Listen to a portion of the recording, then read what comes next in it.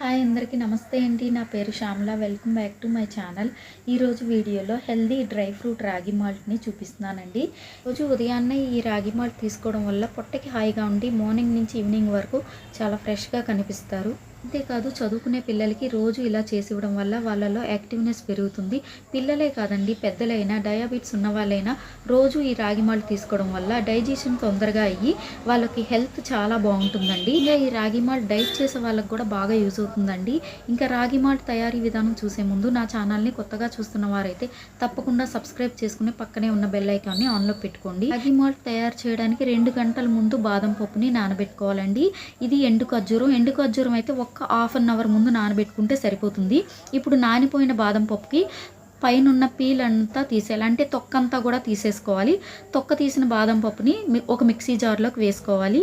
అదే మిక్సీ జార్లోకి మనం ఎండు ఖర్జూరం నానబెట్టుకున్నాం కదా, అందులో లోపలున్న సీడ్స్ అన్నీ కూడా తీసేసి, అంటే ఆ పిక్కలన్నీ తీసేసుకొని అవి కూడా ఆ మిక్సీ జార్లోకి యాడ్ చేసుకోవాలి. మిక్సీ జార్లో వేసుకున్న తర్వాత ఇప్పుడు ఇందులో ఒక గ్లాస్ మిల్క్ వేసుకోండి. ఒక గ్లాస్ పాలు వేసుకొని మెత్తగా గ్రైండ్ చేసుకోవాలి.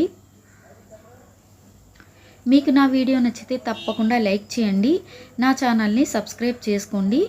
ఈ రాగి మాల్ట్ తప్పకుండా ఇంట్లో మీరు కూడా ట్రై చేయండి, హెల్త్కి చాలా మంచిది.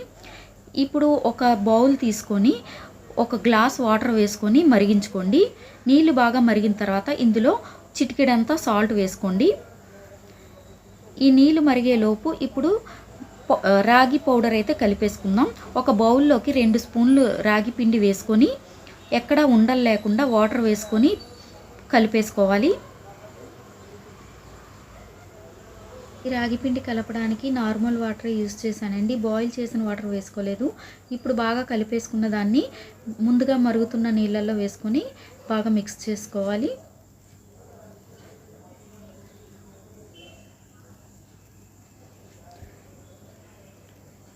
పిండి వేసిన తర్వాత ఆపకుండా అలాగే కలుపుతూ ఉండాలండి, లేదంటే ఉండకట్టేస్తుంది. చూసారు కదా, ఇలా బాగా కలుపుకోవాలి. మార్నింగ్ బ్రేక్ఫాస్ట్కి ముందు ఈ రాగి మాల్ట్ తీసుకోవడం వల్ల హెల్త్కి చాలా మంచిది.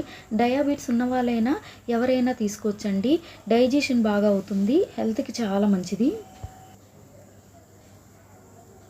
ఒక 10 నిమిషాలకి బాగా మరిగి థిక్గా అవుతుంది. అప్పుడు ముందుగా గ్రైండ్ చేసుకున్నాం కదా పాలు, ఎండు ఖర్జూరం, బాదం పప్పు, అదంతా కూడా వేసేసుకోవాలి.